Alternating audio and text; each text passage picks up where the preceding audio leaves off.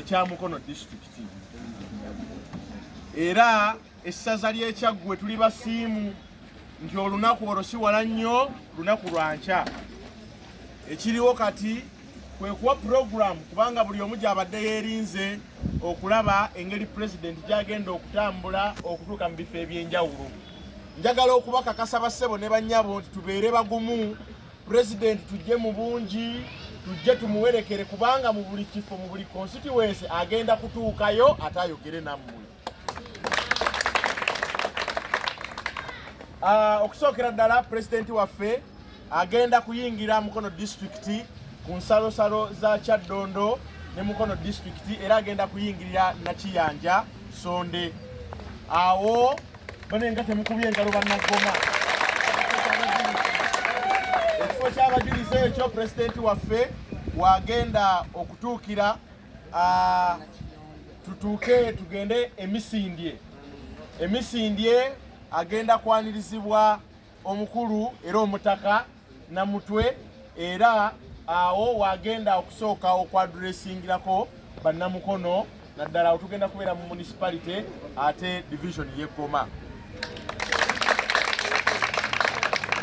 Bw'amaliriza pulezidenti waffe omulungi tugenda kutambula mpola mpola tumuwerekere tukwate Kiwango Bukeerere ndowooza wonna tuligoma bannaye siwe guli bannaye tumale tugende ennyanja mumanyiwo tulyoke tukwate ku luguudo lwaffe olukulu olutambula paka Kalagala ku kisaawe era wagenda okusinkanira bannamukono North bonna.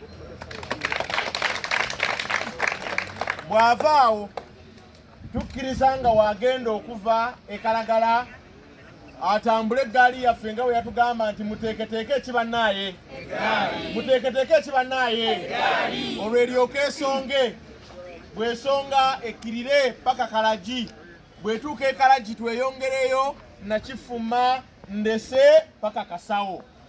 Era ab'e Nakifuma mufunye omukisa ku luno pulezidenti agenda kubalaale ng'ayogerako gye muli ewa Honorable Sulaiman Kasawo ku kisaawe. Bw'avaayo eyo ng'amaze okwogerako n'ab'e Nakifuma bw'atyo bw'agenda okutambula ayite ekimmenyedde. Tuli ffenna bannaye oluguudo munda awo ekimmenyedde, bw'ava ekimmenyedde akkirire paka Mayangayanga. Tuli ffenna bannaye bw'atuuka Mayangayanga tukwate eridda Katoogo, bw'atuuka Katoogo tukwate eridda Walusubi, bw'atuuka Walusubi twambuke Namawojjolo Mbalala oba mutulabaawo. Tuli ffenna bannamukono North olwo tuzzeeyo abalambulawo abawuubirako. Kaakati bwe tuvaawo tulyoke tukkirire bwe tutuuka Mbalala tukwate ekidda Wankoba.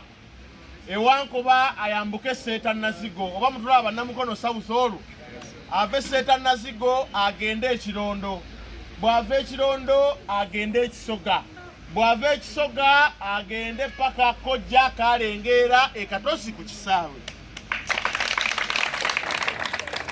Bw'avaayo Katosi ku kisaawe ng'amaliriza Mukono South olwo tukomewo ajje Ntenjeru, ajje Kisoga, ajje Nakisunga, ajje Namayiba, ajje Ekyetume, atuuke Wantoni.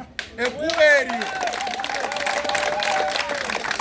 eryo nga bwe muliraba twasazeewo ku mulundi guno nga munnaffe waalisiba essaawa mmeka? 3 n'atusiba ye n'ayitawo naffe twabasabyeyo eddakiika 10 lyokka pulezidenti waffe ayite wakataawo.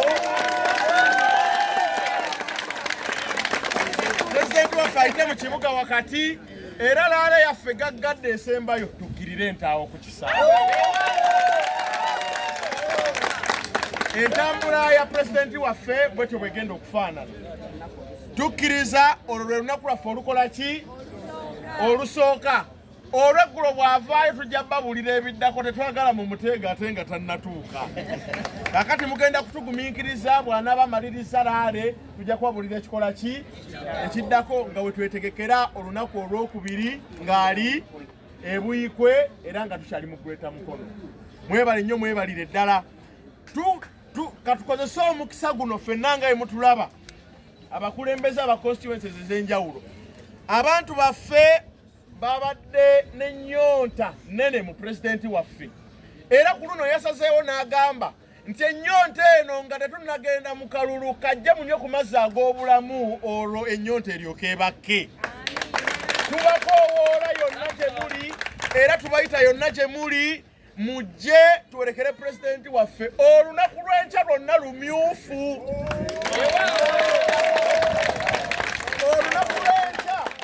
olunaku lw'enkya mu Mukono disitulikiti lwonna lumyufu tuli ffenna olunaku olwokusatu mu Buyigwe luki bannange ennaku zino zonna tuzimyusizza era tutwale omukisa guno ng'abakulembeze tudikkire yalinze nga 25 Novemba olunaku lwa Tuesday nkya public holiday mu Mukono disitulikiti matukyeza pulezidenti waffe mwebale nnyo mwebalire ddala Omukama Katonda abatukuumire tutambule bulungi mu mpisa era tusaba ne poliisi ekozese obuvunaanyizibwa bwayo obw'okukuuma omuntu wa bulijjo tutambulire mu mpisa enywerere ku ndagaano eri gye twakola nabo ey'okukuuma abantu nga tutambula ate ereme kubalemesa bulemesa.